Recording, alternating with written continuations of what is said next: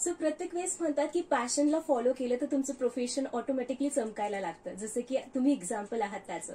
Hello, नमस्कार. तुमचं खूप खूप स्वागत आहे एमजीएम 90.8 FM वर. आणि सध्या आपल्या सोबत आहे सायली मॅम. नमस्ते मॅम. नमस्ते. तुमच्याबद्दल मला पहिले तर आपल्या लिस्नर्सला सांगायचं आहे. सायली राज अध्यक्ष मॅम आज आपल्या सोबत आहे, ज्या की ब्लॉगर आणि मोस्ट इम्पॉर्टंट बिझनेस वुमन आहे. सो मॅम, म्हणजे इतकी सारे कॅरेक्टर्स तुम्ही जेव्हा प्ले करता, how you manage your self? खरं सांगू का, जर तुम्ही फोकस्ड असाल आणि जर तुम्हाला काय करायचं हे तुम्हाला नक्की माहिती असेल तर तुम्हाला त्याचं टाइम मॅनेजमेंट करता येतं. म्हणजे मला माझ्यासमोर सगळ्यात सध्या महत्वाचं माझं हे की माझा बिझनेस हा सगळ्यात महत्वाचा आहे, माझा व्यवसाय हा सगळ्यात महत्वाचा आहे. कारण आता मुली मोठ्या झालेल्या आहेत, तसं घरी माझी अशी गरज अशी नाहीये, मुली नोकऱ्या करतात. सो आता माझ्यासमोर पहिलं हे जे आहे ते माझा व्यवसाय, आणि मग माझ्या घरातल्या वयस्कर लोकांबरोबर वेळ घालवणं. कारण ऑब्व्हियसली जेव्हा तुमचं वय वाढतं तेव्हा घरातले वयस्कर लोक त्यांचंही वय वाढलेलं असतं. त्यामुळे माझे वडील आत्ताच गेले, वडिलांबरोबर आई असते किंवा माझ्या सासूबाई असतील त्यांच्याबरोबर वेळ घालवणं, हे 2 मेन प्रायोरिटीज आहेत. आणि मला असं वाटतं की मी म्हटलं तसं फोकस्ड असाल तुम्ही तर you can do anything. Right. तुमच्या जर्नी बद्दल आपण जाणून घेतो, तर सर्वात पहिले मला जाणून घ्यायला आवडेल की लहानपणी काय स्वप्न होतं?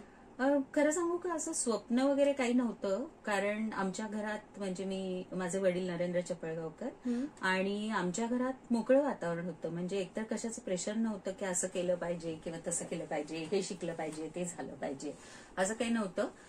त्यामुळे असं काही ठरवलेलंही नव्हतं. फ्लो बरोबर गेले.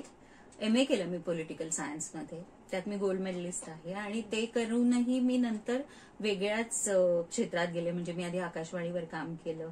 आता ज्याला तुम्ही आरजे म्हणता, आम्ही निवेदनाचं क्षेत्र म्हणतो. आकाशवाणीवर आरजे ते बरीच वर्ष केलं मी. दूरदर्शनला होते, तिथे मी न्यूज एडिटर म्हणून काम केलं.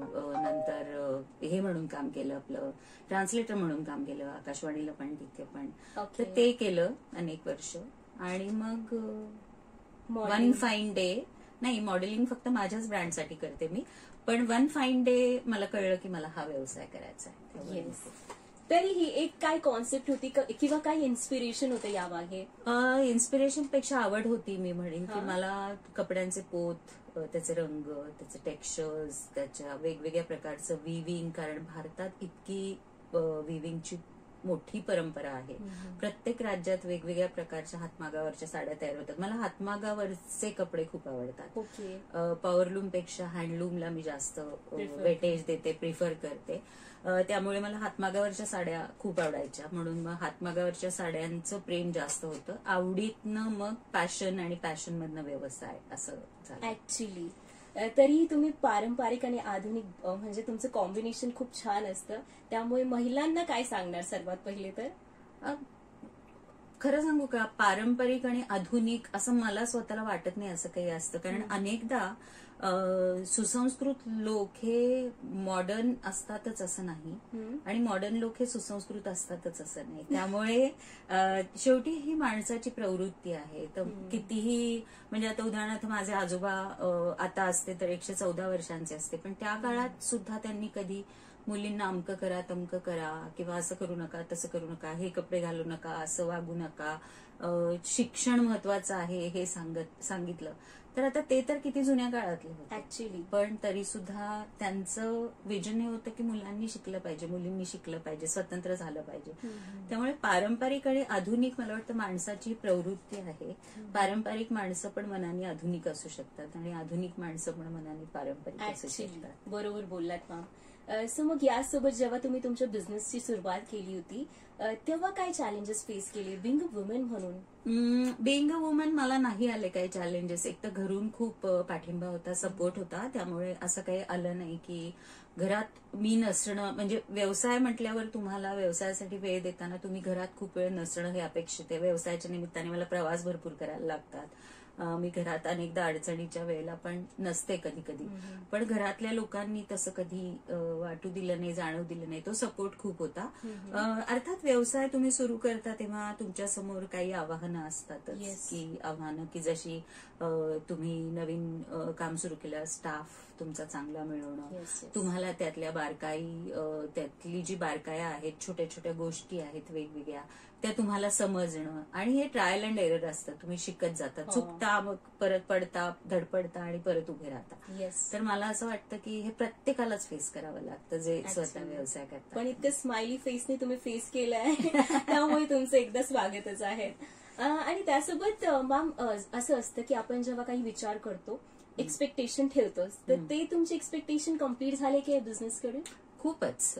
एक्सपेक्टेशन म्हणण्यापेक्षा मला असं नेहमी वाटतं की एखादी गोष्ट तुम्ही जेव्हा करता तेव्हा त्यात ती एक्सेल केली पाहिजे. तुम्ही त्याच्यात जितकं चांगलं करता येऊ शकतं, मॅक्झिमम तितकं चांगलं करण्याचा प्रयत्न केला पाहिजे, त्याच्यासाठी प्रयत्न केले पाहिजेत. आणि मुख्य म्हणजे अर्ध्यावर गोष्ट सोडू नये कुठलीही, म्हणजे फोकस ठेवून आपण त्याच्याकडे बघितलं पाहिजे आणि त्या याने आपण प्रयत्न पण केले पाहिजेत. तसं टाइम मॅनेजमेंट केलं पाहिजे. तर मला वाटतं की हो, म्हणजे मी जे विजन माझं होतं आहे, अर्थात अजून लहान आहे बिझनेस, तो वाढवायला अजून खूप चान्सेस आहेत, खूप संधी आहे, पण त्या दिशेने वाटचाल चालली आहे. आणि ऑनलाईन तुम्ही इतकं प्रमोट करतायत, ऑफकोर्स तो वाढलाच आहे ऑलमोस्ट. यासोबत छत्रपती संभाजीनगरमध्ये उद्या तुमचं एक्झिबिशन आहे, त्याबद्दल सांगा ना मला प्लीज. छत्रपती संभाजीनगर माझं माहेर आहे. औरंगाबादला माझे आई वडील असतात. वडील आता गेले माझे, पण आई असते औरंगाबादला. आमचं घर औरंगाबादला आहे, छत्रपती संभाजीनगरला. आणि प्रदर्शन आम्ही दरवर्षी करतोच इथे, आणि यावेळेला मी घरी करणार आहे, आईच्या घरी. तर हातमागावरच्या साड्या हे आमचं ब्रँडचं वैशिष्ट्य आहे, आणि हँडब्लॉक प्रिंटेड साड्या. तर आम्ही ते दोन्ही भरपूर घेऊन आलेलो आहोत, कारण मेनली आम्ही नैसर्गिक धाग्यांपासून ज्या बनतात साड्या, त्याच साड्या आमच्याकडे असतात, म्हणजे कॉटन, लिनन आणि सिल्क या 3 गोष्टींमध्ये. तर त्या साड्या भरपूर घेऊन आलेलो आहोत आम्ही. ब्लाउजेस आहेत आमच्याकडे. तर मेन आमचं प्रॉडक्ट साडी हेच आहे, त्यामुळे भरपूर साड्या घेऊन आम्ही आलेलो आहोत. आणि उद्या सकाळी 10 ते रात्री 8 अशी प्रदर्शनाची वेळ आहे. ग्रेट, आम्ही नक्की व्हिजिट करूया. त्यासोबत महिलांना तुम्ही काय सांगणार, ज्या असं बिझनेसमध्ये जाऊ इच्छित आहेत पण कुठे ना कुठे मागे खेचतात स्वतःला? कुठलीही गोष्ट करताना, पण विशेषतः तुम्ही जेव्हा नोकरी व्यवसाय करता तेव्हा सातत्य हे अत्यंत महत्वाचं असतं. कन्सिस्टन्सी इज द की.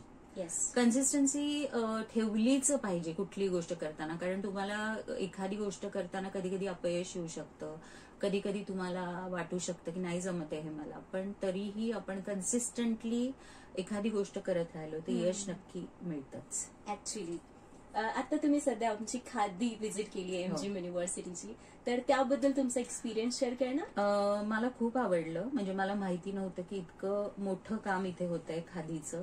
आणि मी स्वतःसाठी एक जॅकेट घेतलंय, एक ब्लेझर घेतलंय, मी स्वतःसाठी एक शाल घेतलीय, नंतर एक स्टोल घेतलेला आहे. आणि अमेझिंग काम आहे, कारण जो स्टोल घेतलाय तो इको प्रिंटिंगचा स्टोल आहे, ज्याच्यावर पानांनी डिरेक्टली प्रिंट केलेला आहे. त्यानंतर खादीचा ब्लेझर मला यासाठी खूप आवडला की आतमध्ये तलम कापड लावलेलं आहे आणि तो मुंबई सारख्या हवामानात सहज घालता येईल असा आहे.